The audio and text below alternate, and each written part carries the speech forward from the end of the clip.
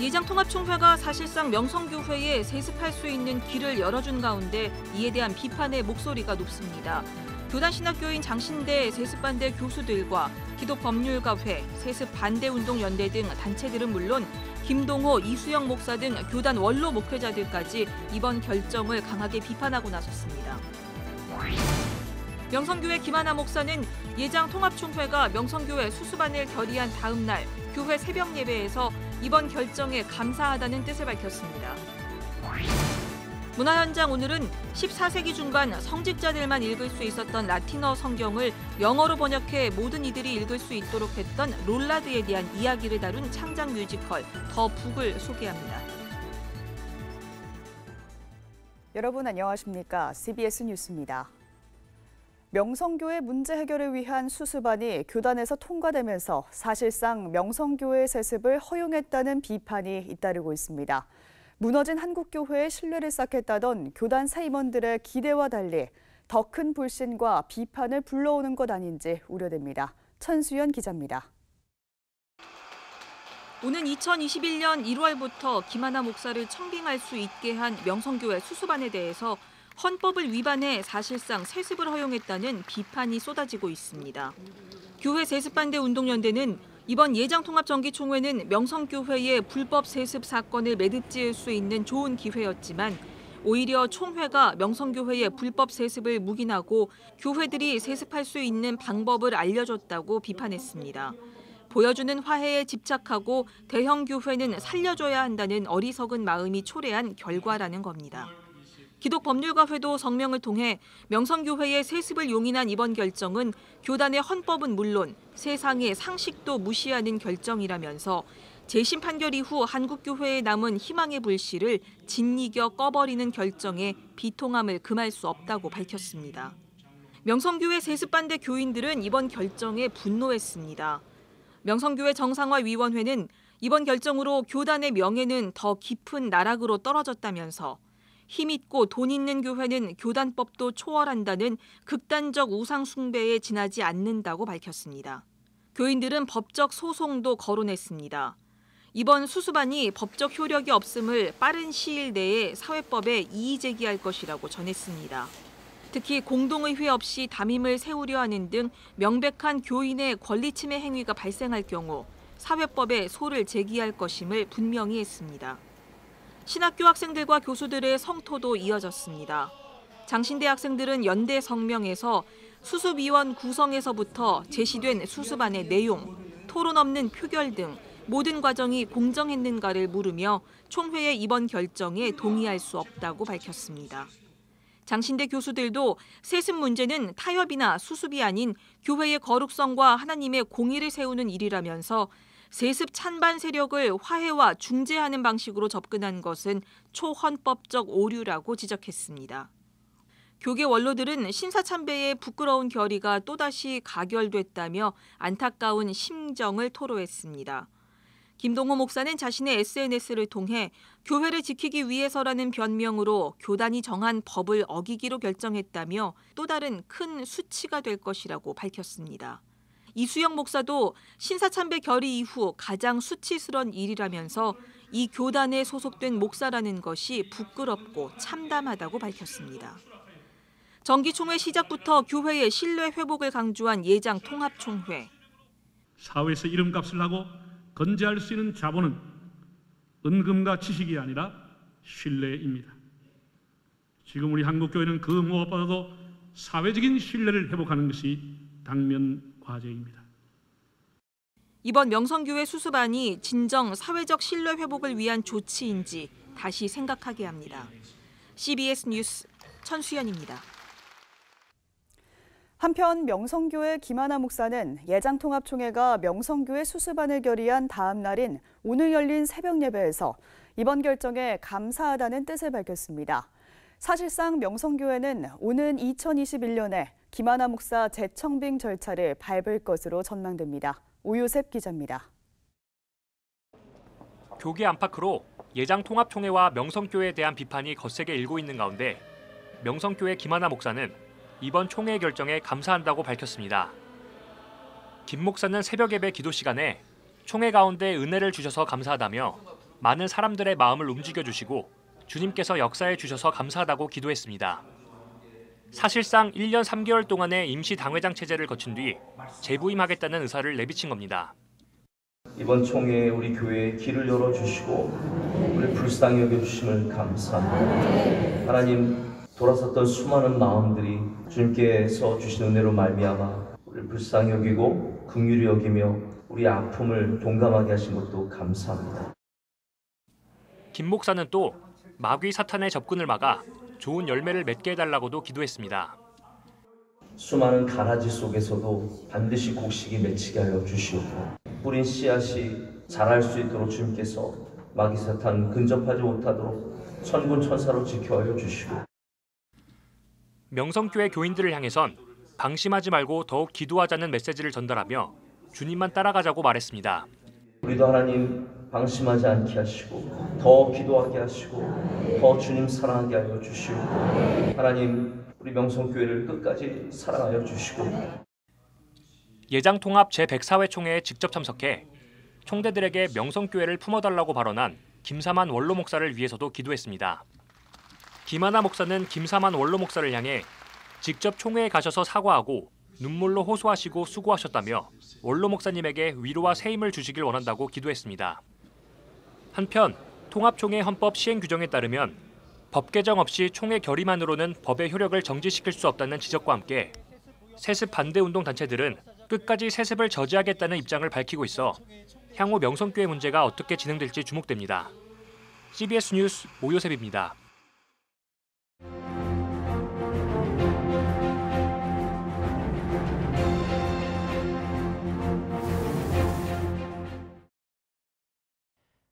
대한예수교 장로회 통합 제104회 총회에서 명성교회 부자 세습 문제가 진통 끝에 마무리됐습니다.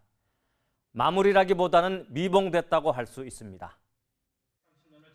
명성교회 수습전권위원회는 세습이 무효라는 총회 재판국의 판결을 명성교회가 수용하도록 했습니다. 또 11월 3일까지 명성교회에 임시당회장을 파송하도록 했습니다.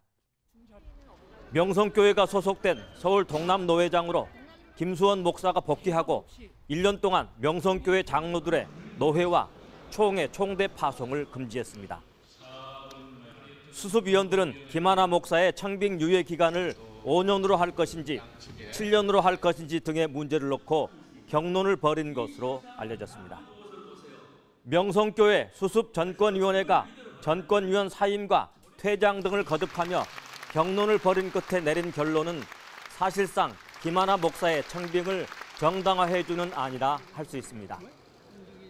지난 2017년 11월 명성교회가 김사만 목사의 아들 김하나 목사를 담임 목사로 청빙하면서 시작된 명성교회 사태는 외형적으로 마무리됐습니다. 예장통합총회가 재판국의 판결을 수용함으로써 일단 총회의 권위는 유지했습니다. 명성교회가 임시당회장 체제에서 김하나 목사를 다시 청빙할 수 있도록 했습니다. 불씨는 아직 남아있다는 얘기입니다. 명성교회가 김하나 목사를 재청빙해도 불법이라 할 수는 없을 것입니다. 임시당회장 이후 김하나 목사 청빙 문제는 지난 2017년 이전에도 거론된 것으로 알려졌습니다.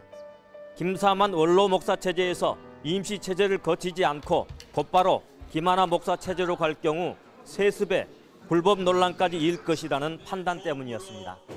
최악보다는 차악을 선택하자는 아니었지만 명성교회는 최악을 선택했고 2년 뒤에 총회에 떠밀려 차악 선택을 강요당했습니다.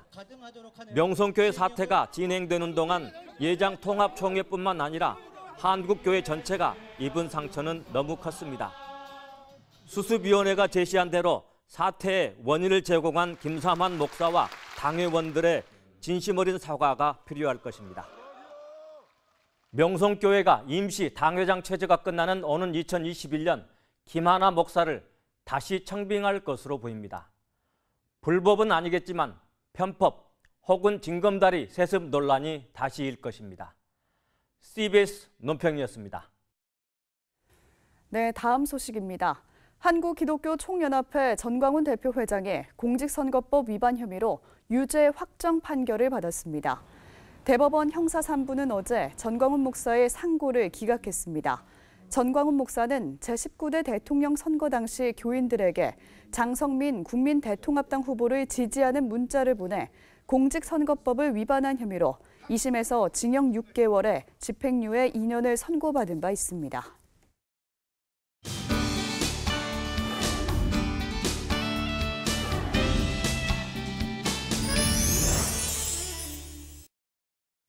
(14세기) 중반 잉글랜드에선 당시 사제들밖에 읽을 수 없었던 라틴어 성경을 모든 이들이 읽을 수 있도록 영어로 번역해 퍼뜨리는 이들인 롤라드들이 등장합니다. 이들에 대한 이야기를 다룬 창작 뮤지컬 더 북이 2년 만에 다시 관객들을 찾아왔습니다. 뮤지컬 더 북 성경이 된 사람들을 이빛나 리포터가 소개합니다. 루터의 종교개혁이 일어나기 100여 년 전인 14세기 잉글랜드. 라틴어로 기록된 성경을 사제 외에는 소유할 수도 읽을 수도 없었던 시대에 라틴어 성경을 서민들의 언어인 영어로 번역해 비밀리에 퍼뜨리는 이들이 등장합니다. 당시 가톨릭 교회는 그들을 독버섯이자 중얼거리는 사람들을 의미하는 롤라드라 부르며 이단으로 몰아 탄압하고 처형합니다.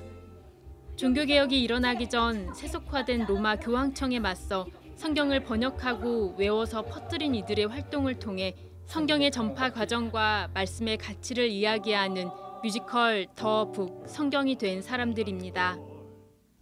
창작 뮤지컬 더 북은 지난 2013년 문화행동 아트리에 전도 프로젝트 작품으로 초연한 후 2017년 종교개혁 500주년 기념 공연으로 무대에 올라 7만 명 이상의 관객들을 만났던 작품입니다. 이번에는 기독 뮤지컬 전용관인 작은 극장 광야가 대학로를 떠나 압구정의 새로운 복합 문화공간 광야 아트센터를 마련하면서 개관 기념 작품으로 선보이게 됐습니다.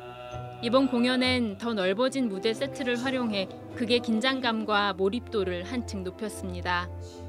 뮤지컬을 기획한 문화예술 선교단체 문화행동 아트리의 김관영 창작 프로듀서는 당시 말씀을 지키려던 그리스도인들의 분투가 지금의 그리스도인들에게 주는 의미가 크다고 말했습니다. 롤라드는 하나님의 말씀에 목숨을 걸었던 사람들이거든요. 이 공연을 보면서 과연 난 하나님의 말씀에 목숨을 걸고 있나? 그리스도인의 삶이 기록된 하나님의 말씀을 우리의 삶 속에 이루는 것인데 실제로 우린 그렇게 살고 있나? 라고 하는 이 지점에 대해서 성령께서 주시는 은혜를 따라서 각자 회개케 되는 그런 은혜가 정말 있었으면 좋겠고요.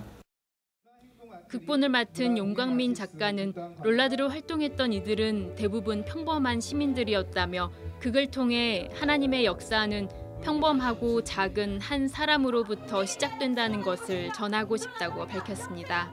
세상은 끊임없이 영웅을 원하고 그리고 영웅이 세상을 바꿔주길 원하고 뭔가 내가 아닌 다른 나 말고 다른 누군가가 해주기를 굉장히 바라지만 사실 주님의 역사는 어떤 큰 영웅이라든지 한 명으로 인해서 일어나는 것이 아니다. 내가 뭘 할 수 있겠어? 나는 그냥 소시민인데 난 그냥 일반 평신도인데 내가 뭘 할 수 있겠어? 라고 생각하는 그 작은 한 사람, 작은 미랄로 주님은 역사하신다. 그게 가장 큰 이 작품을 통해서 관객분들이 좀 얻어가셨으면 하는 거예요. 그래서 말씀에 목숨을 걸고 스스로 한 권의 책이 되길 택했던 롤라드들의 숨겨진 이야기를 통해 신앙의 진정한 의미를 전하는 뮤지컬 더 북 성경이 된 사람들은 다음 달 1일부터 12월 21일까지 서울 광야 아트센터에서 만나볼 수 있습니다.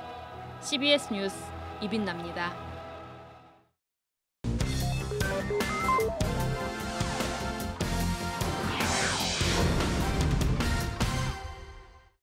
이어서 간추린 지역교계 소식입니다. 첫 소식은 이웃 초청 행사 소식인데요. 대구 동성교회는 설립 60주년을 기념해 이웃 초청 가을음악회를 열었습니다.